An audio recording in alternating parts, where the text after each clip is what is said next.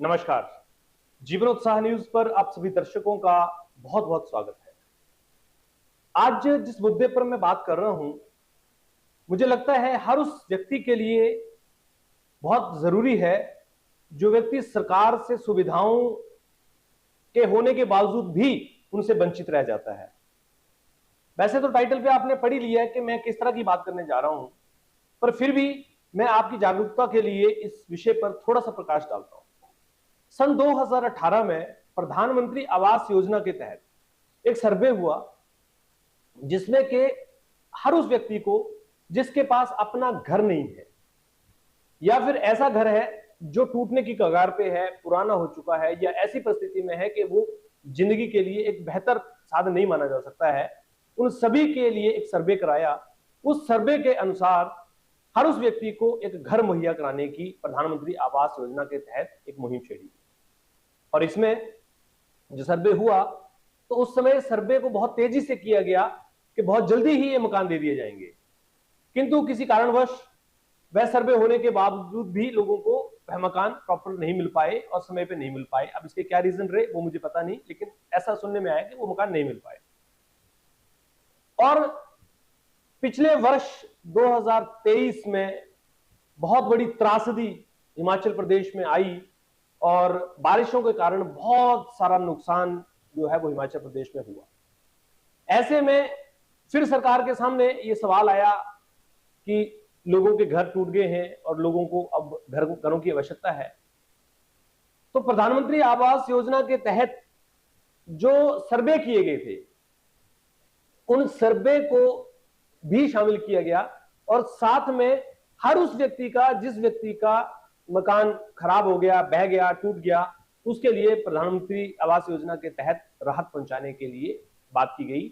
और इसके तहत बहुत बड़ी संख्या में हिमाचल प्रदेश में इस योजना के तहत मकानों को दिया गया। और क्योंकि इसके लिए पूरा बजट, पूरा राहत पैकेज साथ में आ रहा था, तो उसकी वजह से इसको इतने बड़े स्तर पर दोबारा वेरिफिकेशन करना और हर उस व्यक्ति को चेक करना कि सबके पास मकान है नहीं है संभव नहीं था, क्योंकि फौरी राहत करनी देनी थी।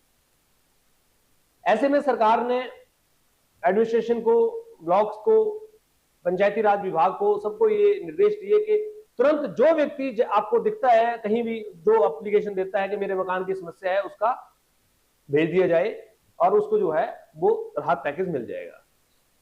अब समस्या बड़ी ये थी कि समय कम था और काम ज्यादा था, तो विभाग भी इतने तैयार नहीं थे, लेकिन सरकार का आदेश था, काम करना था, तो उसको लेकर उन्होंने काम करना शुरू किया और उस पूरी रिपोर्ट को बनाकर भेजा और सबका पैसा जो है वो आ गया।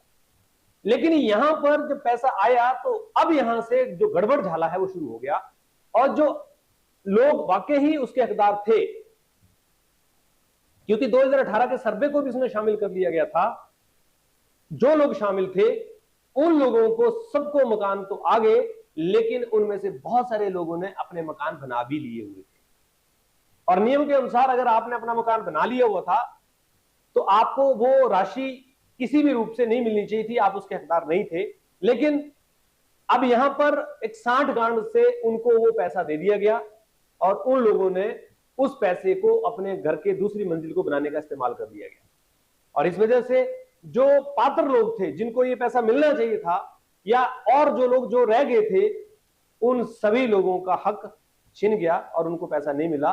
लेकिन जिन लोगों ने अपने मकान बना भी लिए थे उन लोगों को ये पैसा मिल गया, जिसकी वजह से पैसे का दुरुपयोग कहीं ना कहीं हुआ।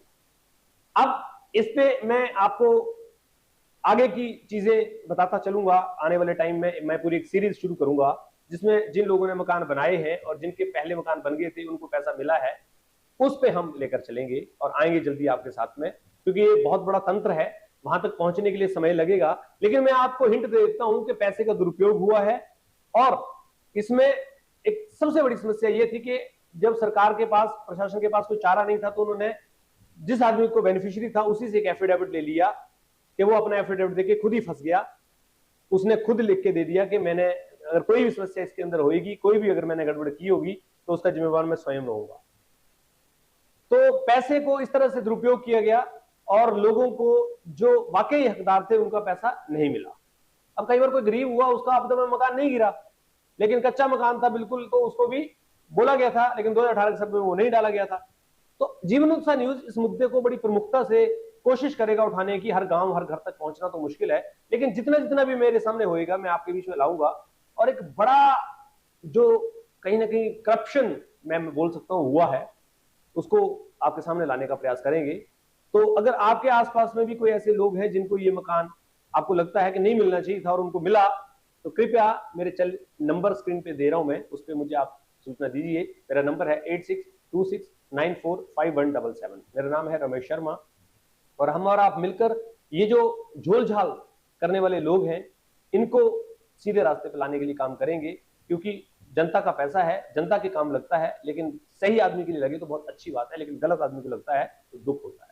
जीवन उत्साह न्यूज के साथ बने रहिए। इस मुद्दे को जल्दी ही आपके बीच में मैं लेकर चलूंगा, और देखेंगे इसमें कितने लोगों ने गलत तरीके से पैसे को लिया है और कितनी पंचायतों ने उनको गलत तरीके से पैसा देने का प्रयास किया है।